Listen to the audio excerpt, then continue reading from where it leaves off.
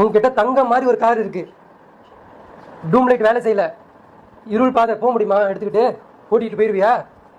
என்ன செய்வ? வெளிச்சம் வேணும் இல்லையா? அப்போ ஒரு பாதைக்கு நீ போக போற, அங்கே உனக்கு மின்சாரம் கிடையாது, அங்கே வந்து ஸ்ட்ரீட் லைட்டு, அப்புறம் வந்து டூம் லைட்டு, இந்த மாதிரி லைட்லாம் இங்கே கிடையாது, மன்னர வாழ்க்கை. ஆனால் அங்கே ஒரு வெளிச்சம் இருக்கு. வெளிச்சம் இல்லாமலாம் எல்லாம் வைக்கல. அந்த வாழ்க்கைக்கு போகணும்னா என்ன வேணும்? வெளிச்சம் வேணும்.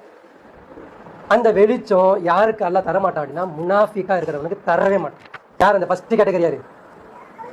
முனாஃபிக். யார் அல்லாவை நம்புறேன்னு சொல்றானோ, யார் மறுமை நாளை நம்புறேன்னு சொல்றானோ, யார் ரசூல் ஸல்லல்லாஹு அலைஹி வஸல்லம் நம்புறேன்னு சொல்றாங்களோ, யார் இந்த வேதத்தை நம்புறேன்னு சொல்றாங்களோ, யார் மலக்குமார்களை நம்புறேன்னு சொல்றாங்களோ, இவங்களுக்கு தான் அல்லாஹ் என்ன பண்ண போறான்? வெளிச்சம் தர மாட்டான். ஏன்? அதற்குண்டான வேலையை அவன் செய்யல. எதற்குண்டான வேலை? அந்த வெளிச்சம் தேவைப்படுறதுக்கு என்ன வேணுமோ அந்த வேலையை அவன் செய்யல. இதெல்லாம் பண்ணாம இவங்களுக்கு ஒரு குழந்தை இறந்து போயிட்டாலோ, இல்லை ஒரு குழந்தை வரலையோ, இல்லை ஒரு கல்யாணம் ஆகலையோ, இல்லை வந்து வீட்டில் ஒரு புருஷனோ அம்மாவோ அப்பாவோ தம்பியோ யாரோ பிடிச்சவங்க இறந்துட்டாங்களோ, இவங்களுக்கு வாழ்க்கை அதிருப்தி ஆயிருதான். இவங்க என்ன கேட்குறாங்க அல்லாட்ட? எல்லாம் இந்த வாழ்க்கை வேணாம், என்ன பண்ணு, ரொம்ப கஷ்டமா இருக்கு, இந்த சீக்கிரம் வந்துடு, நாங்கள் கூட்டுக்கோ.